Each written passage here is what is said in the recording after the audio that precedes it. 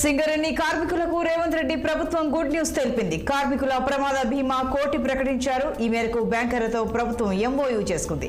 Hyderabad సచివాలయంతో బ్యాంకర్లతో CM Revanth Reddy సమావేశమయ్యారు. గత ప్రభుత్వం సింగరేణి కార్మికులను నిర్లక్ష్యం చేసిందని సీఎం తెలిపారు.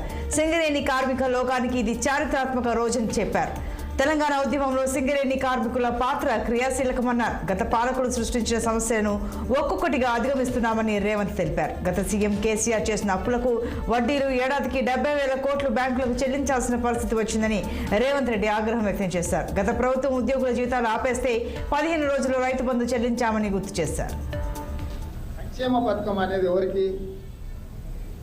నిస్సహాయులకు సహాయం అందించడమే మా సంక్షేమ విధానం.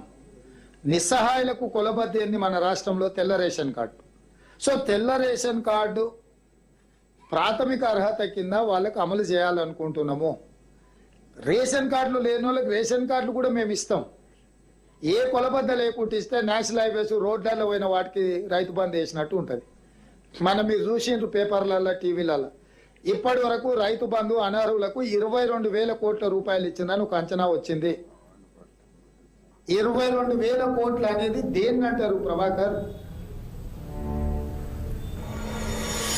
రానున్న లోక్సభ ఎన్నికల్లో కాంగ్రెస్ ఎంపీ టికెట్ పై సంగారెడ్డి మాజీ ఎమ్మెల్యే జగ్గారెడ్డి ఆసక్తికర వ్యాఖ్యలు చేశారు. తనకు టికెట్ కావాలనుకుంటే ఏఐసీసీ అగ్రనేత రాహుల్ గాంధీ సీఎం రేవంత్ రెడ్డిని అడుగుతానని అన్నారు. బీజేపీ తనపై అనవసర ఆరోపణలు చేస్తోందని విమర్శించారు. బీజేపీలో చాలా మంది షార్ట్ కట్ నేతలే ఉన్నారన్నారు.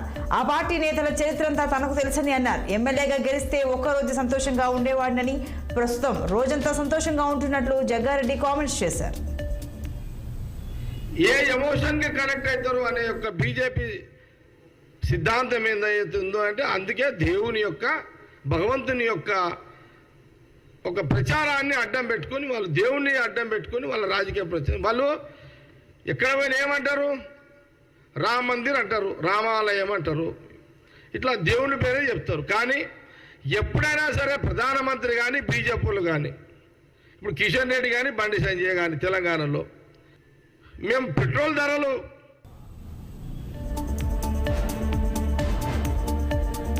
విశాఖ ఆర్కే బీచ్ లో పర్యాటకులకు పెను ప్రమాదం తప్పింది. సముద్రంలో ఏర్పాటు చేసిన ఫ్లోటింగ్ బ్రిడ్జ్ 100 మీటర్లు కొట్టుకుపోయింది. బ్రిడ్జ్ చివర సుమారు 100 మంది సందర్శకులు నిలబడేలా ఏర్పాటు చేసిన ప్లాట్ఫామ్ వీడిపోయింది. అదృష్టవశాత్తు ప్రమాద సమయంలో బ్రిడ్జ్ పై ఎవరూ లేకపోవడంతో అంతా ఊపిరి పీల్చుకున్నారు. ఈ నేపథ్యంలో తెగిపోయిన బ్రిడ్జ్ కు మరమ్మతులు చేసే పనిలో నిర్వాహకులు నిమగ్నమయ్యారు. బ్రిడ్జ్ ఏర్పాటు చేసిన 2వ రోజే కూలిపోవడంతో పర్యాటకులు భయభ్రాంతులకు గురవుతున్నారు.